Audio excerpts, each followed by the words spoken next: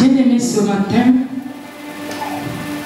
je suis venu vous parler d'une histoire de la royauté. Mais avant toute chose, je vais vous donner la définition du mot localisé. Le mot localisé vient du mot localisation. Alléluia. C'est l'action de localiser, le fait d'être localisé. Alléluia. Localiser, c'est déterminer la place de quelque chose, l'endroit où cette chose se situe, quelque chose, quelqu'un, d'où provient quelque chose. Localiser le siège de la parole dans le cerveau. Localiser un bruit. Et moi je te dis, localiser quelqu'un selon sa situation géographique. Parce que lorsque Dieu localise, il te localise à un endroit.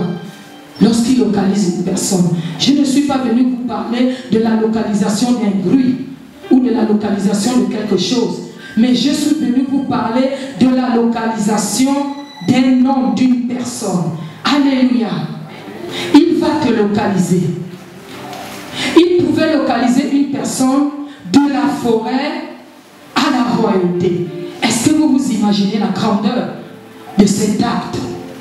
Quelqu'un qui est en forêt, il va le localiser et il le fait asseoir à la royauté. Alléluia. Je vais commencer d'abord par vous raconter l'histoire, le début de l'histoire. La Bible déclare qu'en Israël, les Israélites étaient gouvernés par les juges. Et le dernier juge, c'était le prophète Samuel. Samuel était un homme qui avait été consacré depuis le ventre de sa mère. Donc ce Samuel, Dieu aussi l'avait localisé. Alléluia. Ce Samuel qui a consacré le roi Saül, le premier roi d'Israël. Des années, l'Israël était gouverné par les juges. Mais un jour, c'est un roi qui est passé au trône. Et comment ce roi est passé au trône? Il est passé au trône à la demande du peuple. Je pouvais lire dans la Bible que Samuel devenait vieux. Et il avait aussi établi ses fils juges d'Israël, Abishai et Joël. Mais les enfants de Samuel avaient des mauvais comportements. Et le peuple pouvait aller se retourner vers Samuel, demander à Samuel, nous voulons un roi. Le peuple n'avait pas demandé à Samuel le roi par complaisance, juste parce qu'ils avaient besoin, par caprice. Quand je suis allé plus loin, je suis redescendu en arrière, j'ai réalisé que si le peuple avait demandé ce roi, c'est vu l'âge de Samuel et les comportements de ses fils qui avaient pris la relève, qui étaient devenus des juges en remplacement pratiquement de leur père. Alléluia. Et l'Éternel pouvait dire à Samuel, fais leur volonté, donne-leur un roi. Bien aimé, là c'était la volonté du peuple. Dieu leur a fait faire leur volonté. Ce qu'ils ont voulu, c'est ce que Dieu leur a donné. Or, ce n'était pas le temps de Dieu. Lorsqu'on arrive plus loin, on réalise que ce n'était pas le temps de Dieu. Ils ont demandé à quelque chose à Dieu plus tôt que prévu. Bien aimé, faites attention lorsque Dieu ne fait plus votre volonté.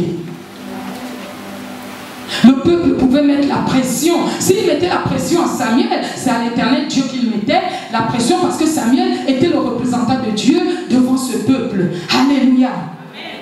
Lorsque Dieu s'élève un matin et te dit fais telle chose, tu n'es pas prêt à le faire.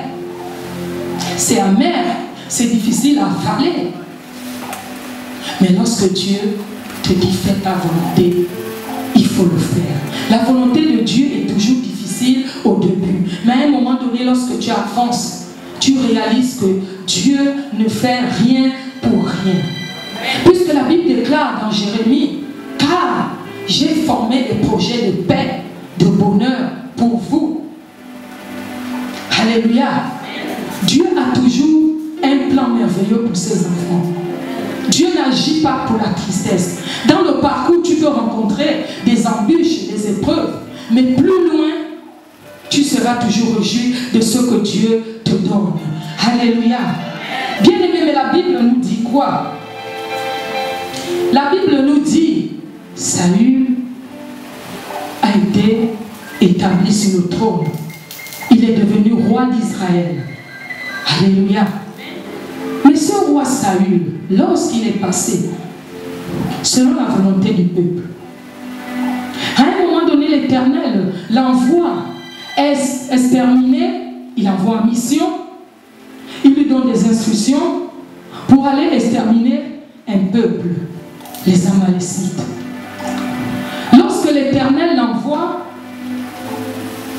il part, il ne suit pas les instructions de Dieu.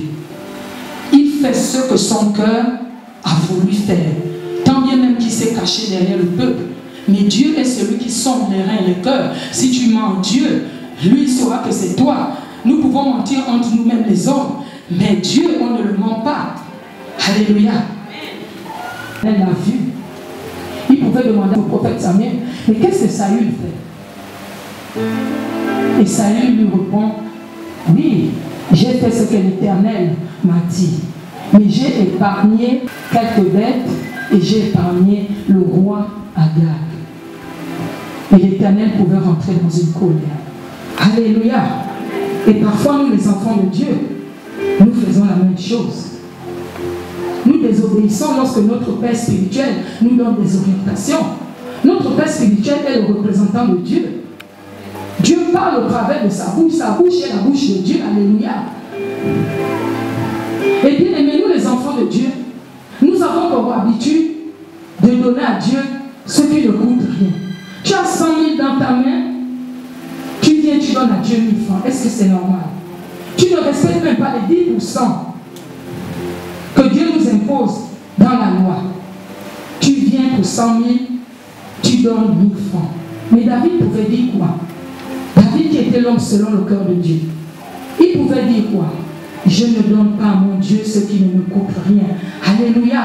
On acclame très fort pour la parole de Dieu.